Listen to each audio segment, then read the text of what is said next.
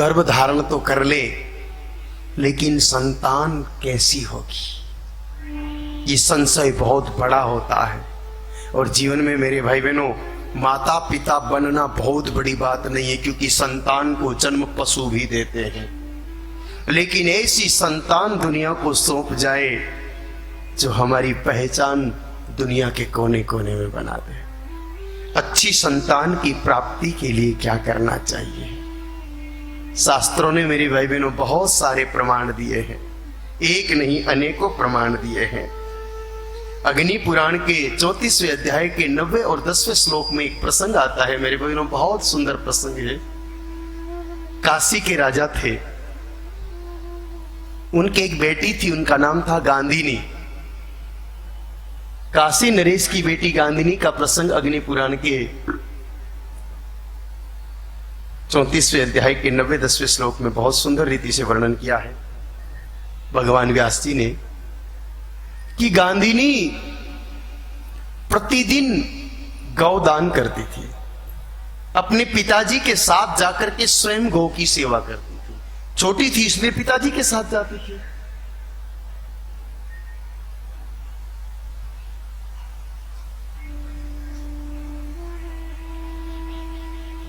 परिणाम हुआ, नित्य गौदान और नित्य गौ सेवा से गांधिनी का विवाह स्वफल्क नामक राजा से हुआ। गौ माता की सेवा चालू रही, परिणाम स्वरूप मेरे भाई बहनों गांधिनी को अक्रूर नाम की संतान हुई, और वो अक्रूर जी आगे चल करके भगवान श्री कृष्ण जी की कृपा पात्र बने। गौ की सेवा के कारण उनका पुत्र भगवान के लाडले हो गए। आज कन्हैया जी को याद किया जाता तो अक्रूर जी को भी भुलाया नहीं जा सकता। गौ की सेवा अपने हाथ से करती थी। ऐसे और भी कई प्रमाण है मेरे भाई बहनों जो शास्त्रों में बताए श्रेष्ठ संतान की प्राप्ति के लिए। अब सामान्य तौर पर लोग इस बात को टाल देते हैं, चौक खोटा बरचावे की खोटोता बरचावे में मैं कई करसिया तो भगवान जाने भी को काम जाने, ठाकुर जी जड़ो देवे वेड़ो होवे। ईश्वर जैसी संतान देगा वो स्वीकार करनी पड़ेगी। नहीं रे मेरे भाई बहनों, ईश्वर ने इस विभाग में कभी टांग अड़ाई ही नहीं। भगवान ने कभी कोई अंतर सुंदर नहीं किया, मतलब इंटरफेयर नहीं किया।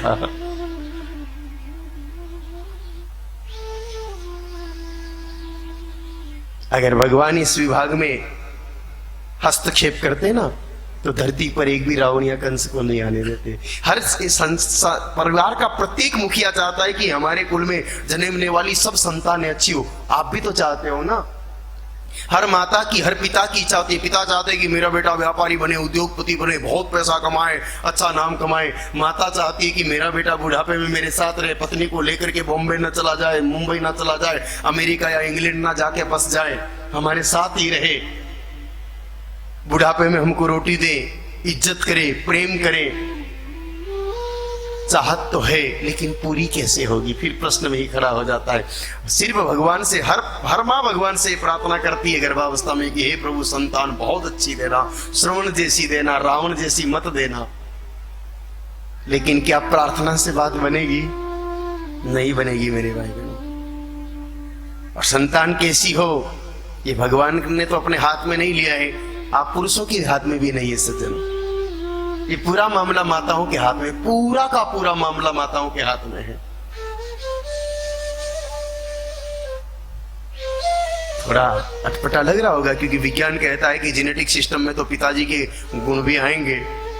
जेनेटिक सिस्टम सिर्फ बॉडी पर काम करता है, अंदर के विचार और व्यवहारों को ज्यादा प्रभाव नहीं डाल पाएगा। आपके विज्ञान की सीमाएं हैं, आध्यात्म सीमाओं से परे हैं।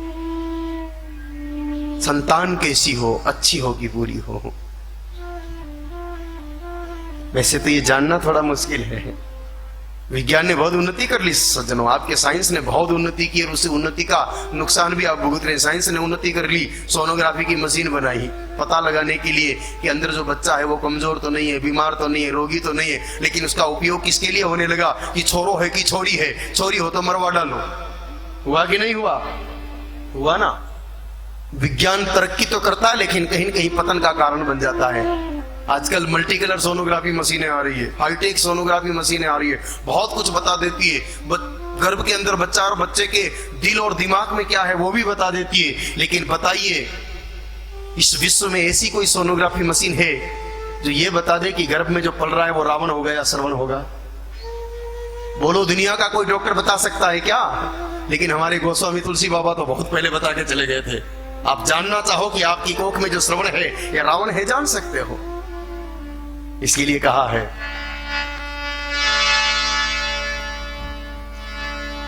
जा दीन ते हरि गर्भ ही आए, जा दीन ते हरि। साथ में दोहराने की कोशिश करें आप भी। जा दीन ते हरि गर्भ ही आए, जा दीन ते हरि गर्भ ही आए। सकल लोक सुख संपत्ति छाए, सकल लोक सुख संपत्ति छाए। सकल लोक सुख संपत्ति छाए, जा दिन ते हरि गर्भ ही आए, जा दिन ते हरि गर्भ ही आए। समझो तो बात जरा सी है, बहुत छोटी सी बात है। आप अगर जानना चाहो, ये चौपाई ये कह रही है कि आपको पता लगाना है कि हमारे घर में जो बहू बेटी ने हमारे घर में गर्भ धारण किया है वो आने वाली संतान कैसी होगी। तो कुछ नहीं, घर के वातावरण को देखना शुरू करो। गर्भ में आते ही कि अगर अच्छी अच्छी घटनाएं घटने लगे, किसी की सगाई हो जावे, किसी की नौकरी लग जावे, अटका हुआ पैसा आ जावे, कोई उलझा हुआ केस सुलझ जावे, दुश्मन भी मित्रता का प्रस्ताव लावे, चेहरा की उदासी मिट जावे, चेहरा पे मुस्कुराहट की लकीरें नजर आवे, अच्छी अच्छी घटनाएं जब घटने लगे तो समझ लेना वाला आने वाला कुल का उद्धारक है, तारक है। उसके आने के बाद बहुत कुछ अच्छा होगा। और इसके ठीक विपरीत घर में कोई बहू बेटी गर्भ धारण करे, उसके बाद सारी घटनाएं उल्टी घटने लगे। दुर्घटना में किसी का पैर टूट जावे, किसी की सगाई छूट जावे, नौकरी से सस्पेंड हो जावे, धंधा में पीसा फंस जावे, तो समझ लेना कि आने वाला कंस का अंश है, पूरे कुल को बर्बाद कर देगा। पता लग गया तो उपाय, बिल्कुल जांच हो गई तो उपाय भी है। मेडिकल साइंस में कई बीमारियां ऐसी है जिसकी डॉक्टर सिर्फ जांच करता है, उपाय नहीं है। और जांच के नाम पर करोड़ों रुपए अब तक लूट चुके हैं। क्षमा करें, थोड़ी अतिशयोक्ति सी प्रतीत होगी, लेकिन हिंदुस्तान में जितनी एमआरआई और सीटी स्कैन होती है ना, 99% की जांच रिपोर्ट लगभग नॉर्मल बताते, 1% में खराबी बताते, उनको भी कोई डॉक्टर ठीक नहीं कर पाते। कहते हैं कि थारे एल फॉर दबियोड़ो है, एल 5 दबियोड़ो है, लेकिन दबियोड़ा ने सुधार को नहीं सको थे, दबियोड़ो है। मैं ऐसे लोगों को देखा 20-20 साल से गोलियां खा रहे, वो दबा का दबाई है, हुआ क्या? ऐसा विज्ञान किस काम का जो जांच करने के बाद, पहचान करने के बाद उसका निदान न कर सके। वो विज्ञान अपंग है, लूला लंगड़ा है, दिव्यांग है बेचारा आज का विज्ञान।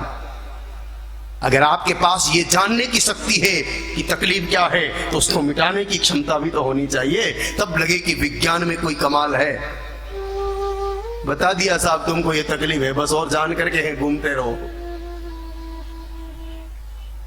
आइए, अगर अध्यात्म ने ये तरीका बताया है कि आप जान सकते हो कि संतान कैसी होगी, तो पहचानने के बाद अगर रावण जैसी या कंस जैसी होने की संभावना है, तो बदलने की शक्ति मेरी माताओं को दी है शास्त्रों ने। आप चाहो तो संतान को बदल करके रख सकती हो मेरी भाई बहन।